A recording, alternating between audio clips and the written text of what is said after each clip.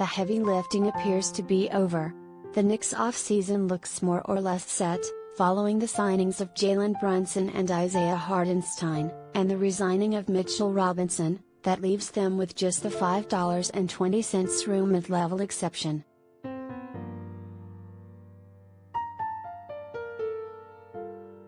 The Post's Zach Braziler offers 5 thoughts on President Leon Rose's work up to this point.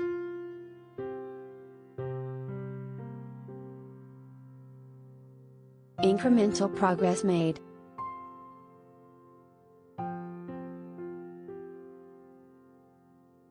The Knicks are better, but how much better? They filled their most pressing need at point guard, Brunson, and added some versatility up front, Hartenstein, but that won't vault them into serious contention. If all goes right, if Brunson and franchise cornerstone R.J. Barrett take steps forward as stars, if the enigmatic Julius Randle rediscovers his 2020-21 form, if Hartenstein explodes with more opportunities, if the role players behind them excel, this is still a team that isn't among the elite in the Eastern Conference. The loaded Celtics, Heat, 76ers and Bucks remain the teams to beat in the East. The Hawks, following the DeJounte Murray trade, and the improving Cavaliers are both better on paper. And the Kevin Durant sweepstakes could vault someone else into the upper echelon mix, such as the Raptors. Make no mistake, the Knicks should be more competitive.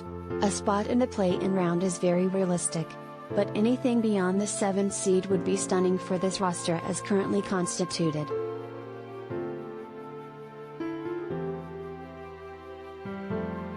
The Randle Conundrum.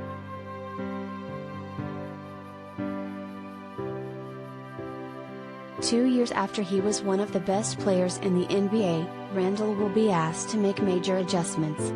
He will be playing with the ball less, which could curtail his production. A playmaker like Brunson could free up Randle, but it will also mean a new way of playing for the bruising forward, who is used to creating, albeit with a high turnover rate. There is also the question of spacing, since Brunson, Randle and Barrett all excel beneath the three-point line, and non-shooting center Mitchell Robinson clogs the paint as well.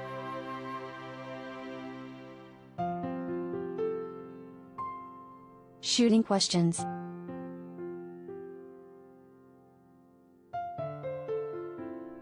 The Knicks traded away their top three-point shooter by percentage in Alec Burks to create enough salary cap space to land Brunson, and this is a team that was 13th in the league in three-point shooting percentage a year ago. Brunson, a career 37.3% shooter who can create open looks for his teammates, obviously helps. But the Knicks will need more out of young players Quentin Grimes and Cam Reddish, provided Reddish remains with the team, and they should get more chances to perform. Emmanuel Quickley, who likely will play predominantly off the ball next year, saw his shooting percentage fall from 38.9% to 34.6%. So improvement from him isn't a crazy ask. It may be a necessity for the Knicks.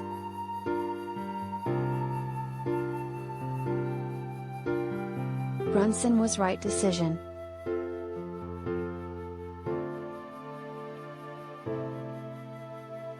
I've noticed a lot of criticism of this move, that the Knicks are overpaying for a good, but not a great, player. That Brunson, who agreed to a 4-year, $104 million deal on Thursday night, doesn't make them a title contender. That he isn't a top 5 point guard in the league. I'm not here to disagree with any of those ideas. But what he does is make this team better.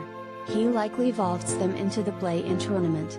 There is this notion that unless the Knicks are adding a superstar, what's the point? Well, unless you've been in a coma for years, you understand the NBA is run by stars. They decide where they play, whatever their contract status is. I think Barrett can be a number 2 on a title contender and Brunson can be a number 3.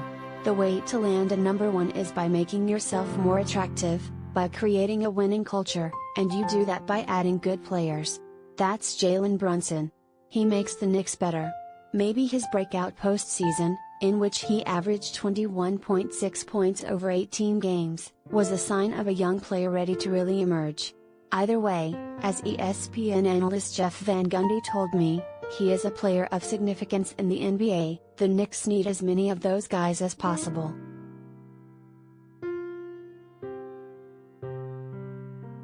2 moves left.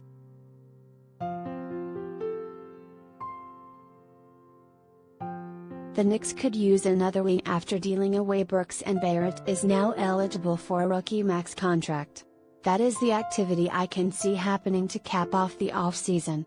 Players in Barrett's class, Zion Williamson, Ja Morant and Darius Garland, have reportedly agreed to rookie max extensions.